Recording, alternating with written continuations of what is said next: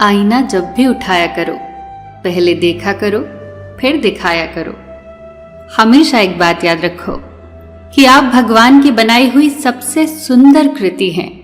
इसीलिए बाहरी परिस्थितियों को अपनी सुंदरता कभी मत छीनने दो। कर्म तेरे अच्छे हैं तो किस्मत तेरी दासी है, नीयत तेरी अच्छी है तो घर में मथुरा काशी है। जीवन में 3 मंत्र हमेशा याद रखो। आनंद में वचन न दो, क्रोध में उत्तर न दो और दुख में निर्णय न लो। इंद्रधनुष बनने के लिए बारिश और धूप दोनों की जरूरत होती है। हमारी जिंदगी भी कुछ ऐसी ही है। उसमें दुख है तो सुख भी है, बुराई है तो अच्छाई भी है, अंधेरा है तो उजाला भी है। और जीवन के लिए ये सब बहुत जरूरी है। सुनने की आदत डालो, क्योंकि दुनिया में कहने वालों की कमी नहीं है।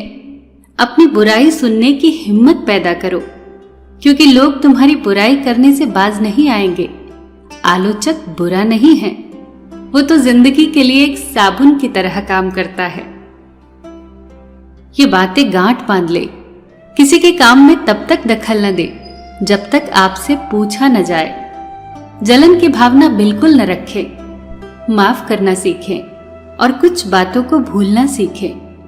जो कभी नहीं बदल सकता उसको सहना सीखें। उतना ही काटे जितना चबा सके और दिमाग को कभी खाली न रहने दे। जब जिंदगी का कोई भी चैनल साफ न दिखाई दे तो रिमोट कंट्रोल रब के हाथों में सौंप दो। एक शख्स ने एक बुजुर्ग से पूछा, कुछ नसीहत कर दीजिए। बुजुर्ग ने सवाल किया, क्या कभी बर्तन धोए हैं? शख्स ने हैरान होकर कहा, जी हाँ, धोए हैं।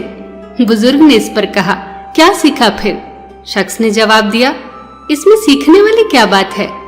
इस पर बुजुर्ग ने मुस्कुराकर कहा, बर्तन को बाहर से ज्यादा भीतर से मांजना पड़ता है।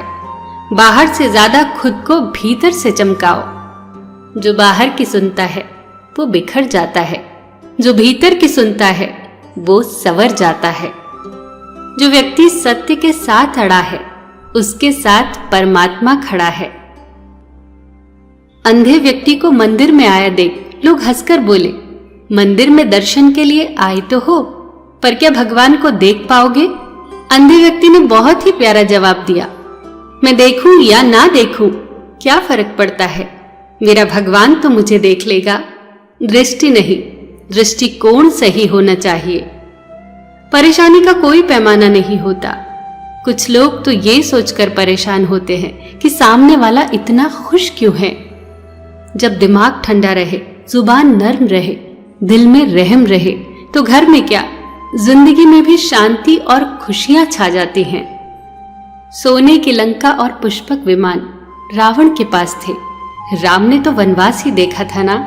राजपाट तो कंस के पास था। जेल में तो जन्म कृष्ण ने ही लिया था। राजमहल में तो कौरव रहते थे। वनवास तो पांडवों को भोगना पड़ा था। संघर्ष हमेशा सत्य के साथ चलता है। जब सत्य के लिए भगवान को भी संघर्ष करना पड़ा तो हम तो फिर इंसान हैं। जब कल का दिन देखा ही नहीं तो आज का दिन खोएं क्यों? जिस घड़ी में हंस सकते हैं उस घड़ी में कल के लिए रोएं क्यों? चलो थोड़ी मुस्कुराहट बांटते हैं, थोड़ा तकलीफों को डांटते हैं। क्या पता ये सांसें चोर कब तक हैं? क्या पता जिंदगी की चरखी में डोर कब तक है? सबका ख्याल रखिए पर अपना भी ख्याल रखिए। हमेशा मुस्कुराते रहिए, कभी अपने लिए तो कभी अपनों के लिए।